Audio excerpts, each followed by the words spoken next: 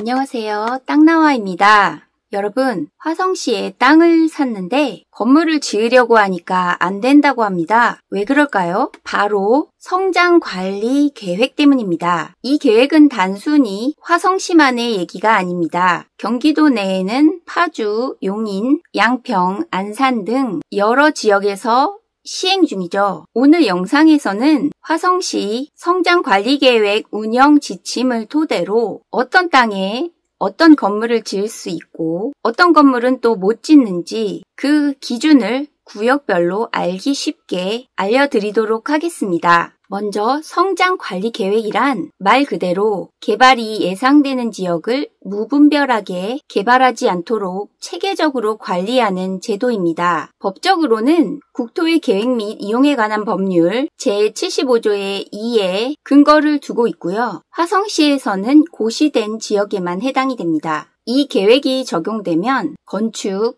개발행위 허가, 도로개설 등도 일반법보다 더 엄격한 기준을 따라야 합니다. 성장관리계획구역은 크게 3가지로 나뉩니다. 이걸 알려면 토지이용계획 확인원을 살펴보시면 되는데요. 땅을 매수하기 전에 토지이용계획 확인원을 보고 목적에 맞는 구역인지 반드시 확인을 해야 합니다. 먼저 지금 보시는 토지이용계획 확인원처럼 성장관리계획구역이라고 명시가 되어 있다면 아래의 3가지 중에 한 가지일 겁니다. 이렇게 중점 관리구역이라고 표시가 되어 있는 경우 이 구역은 정원한 주거환경 유지가 최우선인 곳입니다. 이 구역은 말 그대로 주거와 교육 중심 지역입니다. 이 구역에 가능한 시설은 단독주택, 공동주택, 학교, 어린이집, 도서관, 병원, 정신병원은 제외되고요. 노인복지시설, 수련시설 등입니다. 중점관리구역에서 불가능한 것은 공장, 창고,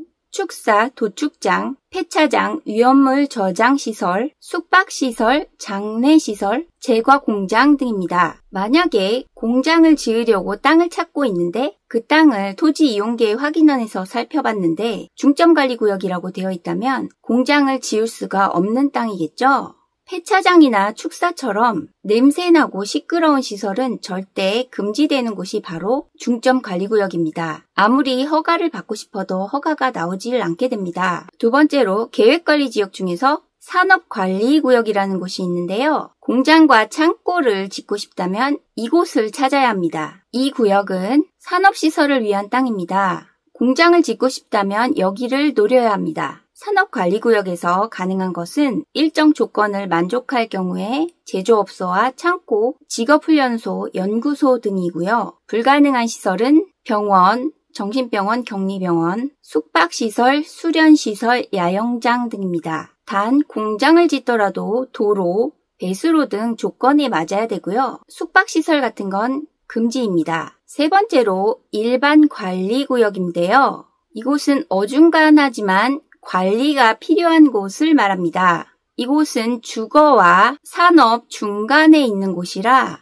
제한은 있지만 어느 정도까지는 개발이 가능한 지역입니다. 용도 지역 내 건축이 가능한데 공장 등은 기존 산업시설과 붙어 있어야만 가능합니다. 불가능한 경우는 폐차장, 위험물 저장시설, 제조업소는 단독으로는 불가능하고요. 숙박시설 등이 있습니다. 즉, 일반 관리구역에서는 아무 데서나 공장 짓는 것은 불가능하고 기존 공장과 연접해 있어야만 허가를 받을 수 있습니다. 이외에도 무조건 알아야 할 제한사항이 몇 가지 있는데 건축이 가능한 대지의 크기는 녹지지역은 200제곱미터 이상, 기타 지역은 60제곱미터 이상, 도로 개설 기준은 토지 면적이 3000제곱미터 이상인 경우에는 6m 도로를 확보해야 하고요. 10,000제곱미터 이상인 경우는 8m 도로를 확보해야 합니다. 도로가 부족하면 아무리 용도가 맞다고 해도 건축 허가 자체가 안 날 수가 있습니다.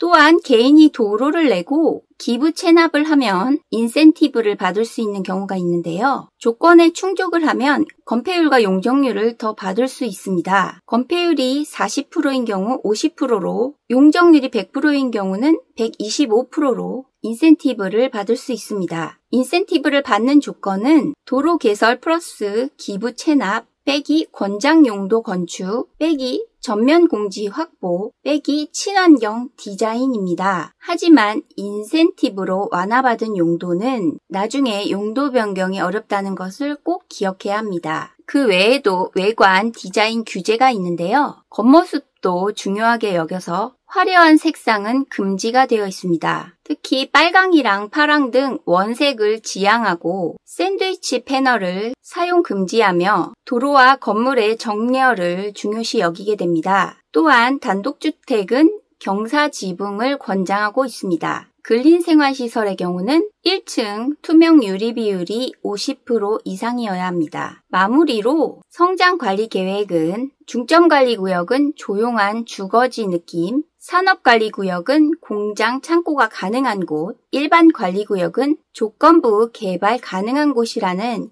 이 세 가지만 알면 크게 실수하는 일은 없을 것입니다. 이를 위해서는 개발하기 전에 땅을 매매하기 전에 토지 이용 계획 확인원을 꼭 확인하셔야 합니다. 이걸로 제대로 된 개발을 하느냐 손해를 보느냐가 판가름 나기 때문이죠. 화성시 성장관리 계획에 대해서 짧게 알려드렸습니다. 도움이 되셨다면 구독과 좋아요, 알림 설정 부탁드립니다. 감사합니다.